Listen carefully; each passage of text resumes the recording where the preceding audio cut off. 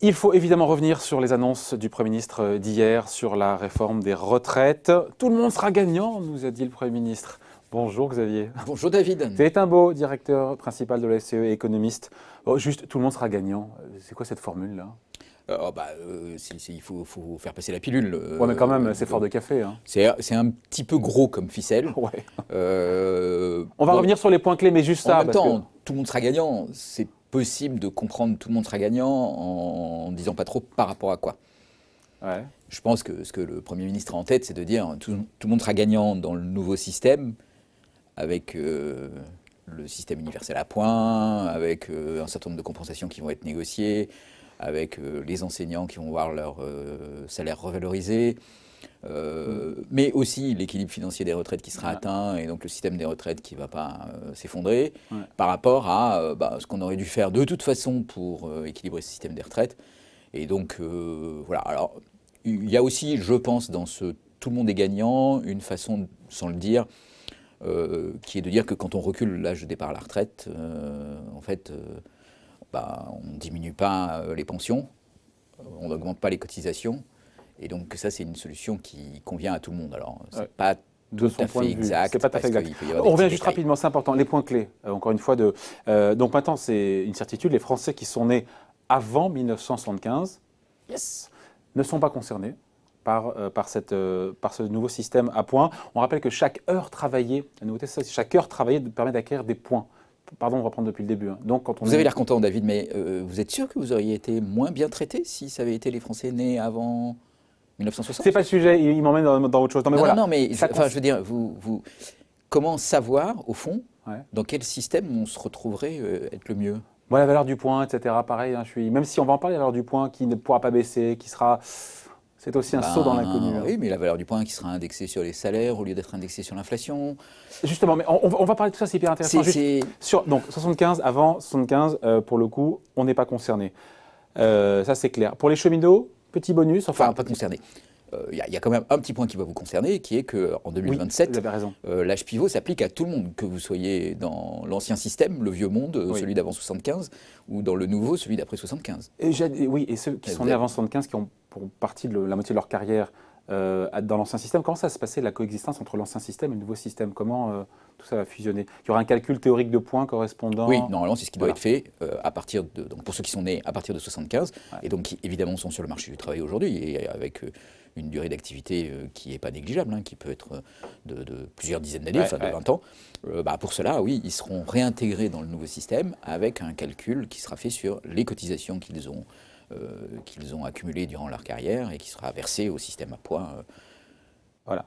Et donc, petit sursis... dans toute équité, en toute justice, évidemment. Of course. Petit sursis pour les cheminots de la SNCF et la RATP. Pour les roulants, donc pour les cheminots, la génération de 85, ça commence... Elle est concernée, la génération de 85. Donc, ce n'est pas la clause du grand-père qui aurait satisfait totalement les syndicats, notamment réformistes. 30 à 40%, encore une fois, des agents seront encore concernés par la réforme. Enfin, pour la SNCF, je ne sais pas si j'ai bien compris, mais il me semble que la clause du grand-père, de toute façon, elle ne changerait pas la situation, parce que les cheminots embauchés aujourd'hui sont embauchés avec un statut qui est différent et un régime de retraite qui est le régime général, il me semble. Ouais. Donc, du coup... Donc, elle y est de facto? Elle y est de facto. Pourquoi est-ce qu'il la demande alors, dans ces cas-là?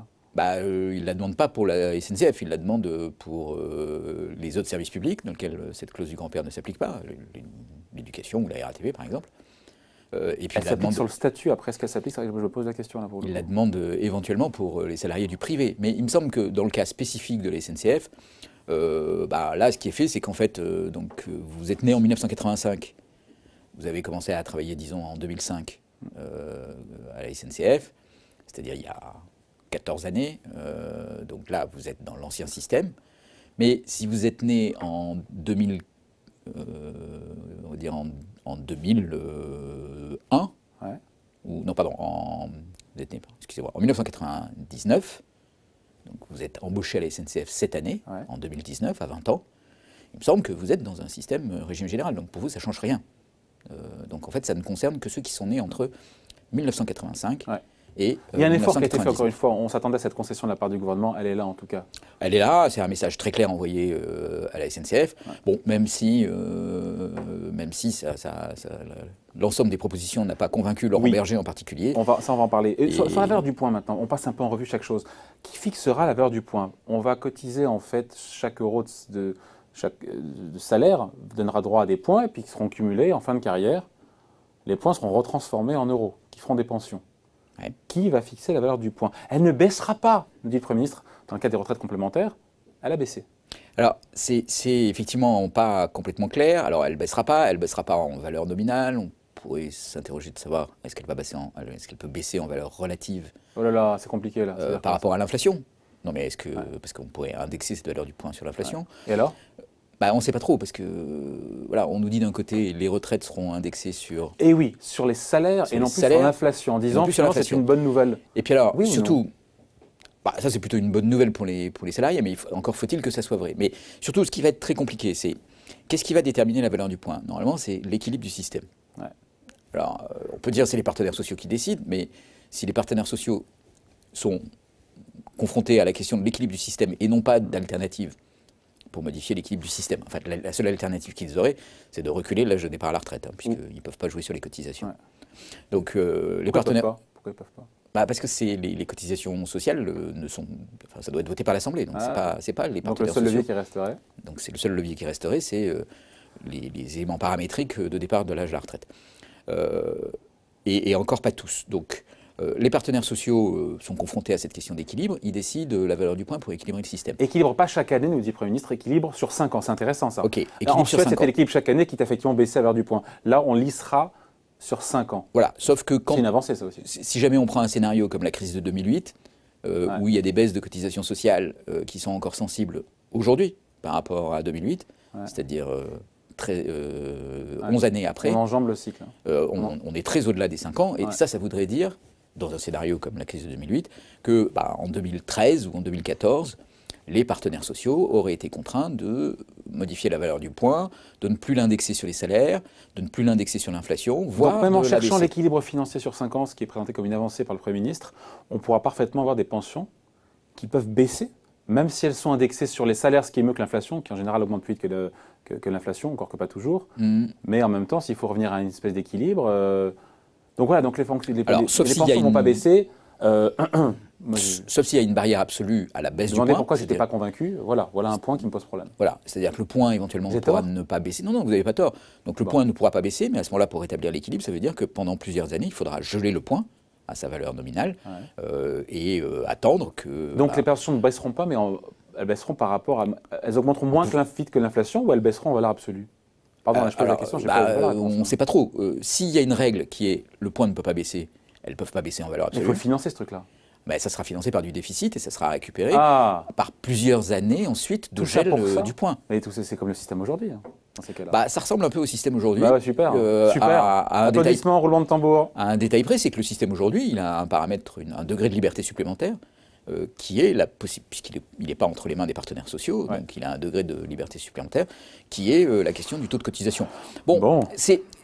Je veux dire, ça c'est une incertitude assez grande, c'est pas une visibilité très grande. Et alors, là où ça va être encore plus compliqué, c'est que, vous voyez, maintenant que c'est la génération 75 qui amorce le système, ça veut dire que s'il y a un problème d'équilibre du système de retraite au moment où la génération 75 prend sa retraite, c'est-à-dire en 2037, il y aura encore en 2037 des gens de l'ancien système. Donc ça veut dire qu'on va équilibrer le système de retraite. Mais qu'est-ce que ça veut dire équilibrer un système de retraite où il y a deux systèmes qui coexistent? Est-ce qu'on équilibre le seul système à points ou est-ce qu'on équilibre l'ensemble du système de retraite? Je le prendrais mal. Si on et quand on bouge le point, est-ce qu'on bouge le point pour équilibrer tout le système ou est-ce qu'on bouge le point et on fait une mesure équivalente sur ceux qui sont dans le vieux système? Et vous vous demandez pourquoi je ne suis pas convaincu? Oui, c'est compliqué. Donc, c'est pas clair. Alors, c'est intéressant parce que la question qu'on se pose, c'est à quel âge on part à la retraite? À midi. En direct sur Boursorama. À quel âge on part à la retraite? C'est toujours 62 ans, nous a dit le Premier ministre. Mais voilà, il y a l'âge d'équilibre, l'âge pivot. On pensait que c'était sorti du débat, c'est revenu. Il est resté droit dans ses bottes pour le coup, le Premier ministre là-dessus.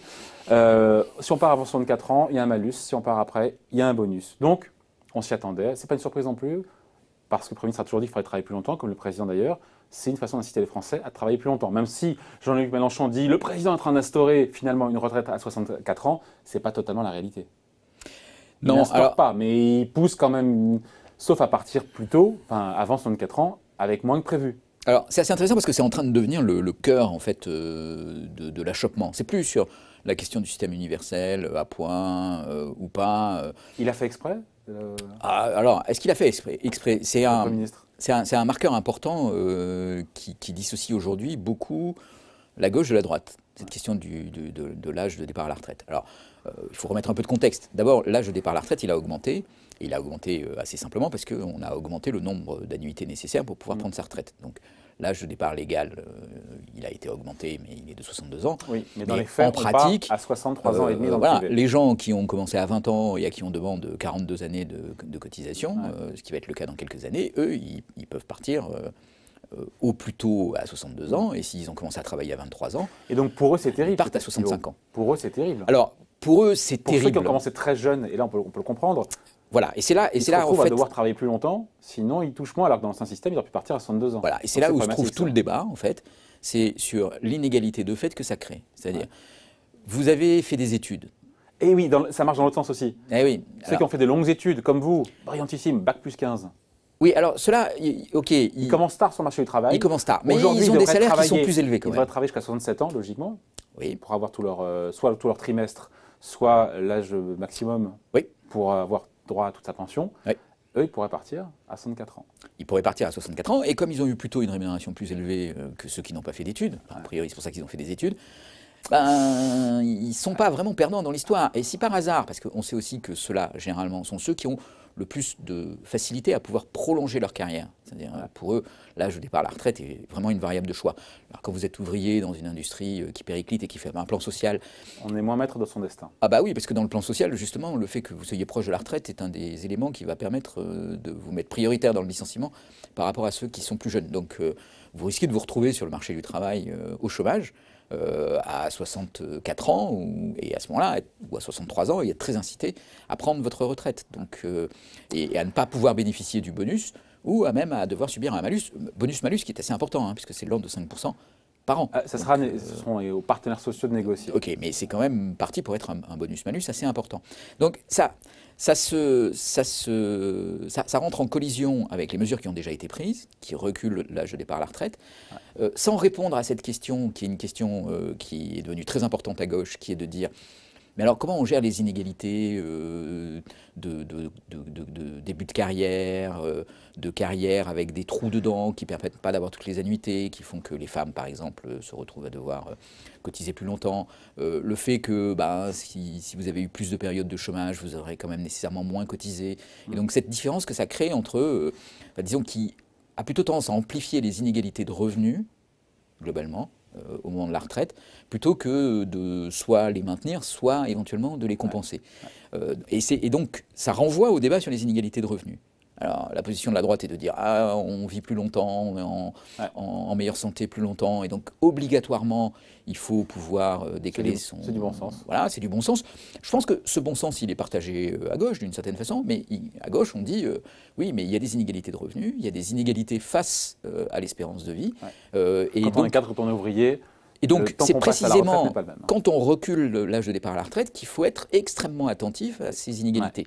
Et là, la réponse du gouvernement, pour le moment, elle est oui, on va faire la pénibilité, etc. Mais c'est pire que le point. Là, on est dans des mots et on n'a pas du tout d'idée d'un dispositif qui pourrait arriver. Il faut laisser un peu de grain à moudre aussi aux partenaires sociaux. On a manqué de temps, mais il y a le niveau de cotisation en 30 secondes. Est-ce qu'il va augmenter ou pas? Parce que j'ai compris que oui pour certains et non pour d'autres. Les niveaux de cotisation. Il y a la question des professions libérales, qui se retrouvent doublés alors que taux de cotisation, mais qui seraient lissés dans le temps. Il y a cette question-là, puis il y a aussi, parce qu'il faut aller vite, sur les hauts salaires, c'est intéressant quand même, c'est une forme de gauche. Il a fait un peu un gros coup de pied à gauche aussi, le Premier ministre hier, quand il dit il faut rappeler que 300 000 personnes, aujourd'hui, touchent plus de 120 000 euros. Et aujourd'hui, au-delà de 120 000 euros dans le projet du gouvernement, on ne paiera plus de droits de cotisation, qui sont je ne sais plus de combien, mais qui sera remplacé par une taxe. Une cotisation de solidarité de 2,8%. Mais qui ne sera pas une cotisation, parce qu'elle ne donnera pas de droit. Exactement, pardon. Elle n'ouvrira pas de droit. Oui, c'est vraiment une taxe. Voilà. Oui, c'est assez intéressant parce que c'est effectivement une mesure qui me semble plutôt progressiste, parce qu'elle va dans le sens d'une cotisation progressive en fait à la retraite à partir d'un certain salaire. Et elle a vraiment été perçue pas du tout comme ça, c'est-à-dire comme une mesure au contraire qui vise à sortir de cette espèce de marécage que sont les retraites du régime général, pour aller une vers partie de la population pour aller vers la capitalisation. Qui est un faux débat. Donc, vu les sommes en jeu, c'est quand même... Non, mais en plus, moi je pense que la mesure a été mal perçue, mais je pense qu'elle est vraiment dans ce sens, elle va vraiment dans le sens du donc, progrès du point de vue tout le monde de est la gagnant, puis redistribution. là-dessus, Xavier, tout le monde sera gagnant, nous dit le Premier ministre. D'accord, voilà. Voilà. Je pense que c'est clair. Merci beaucoup, Xavier. Xavier Timbaud, directeur principal de l'OFCE. Merci pour ces explications. Bye.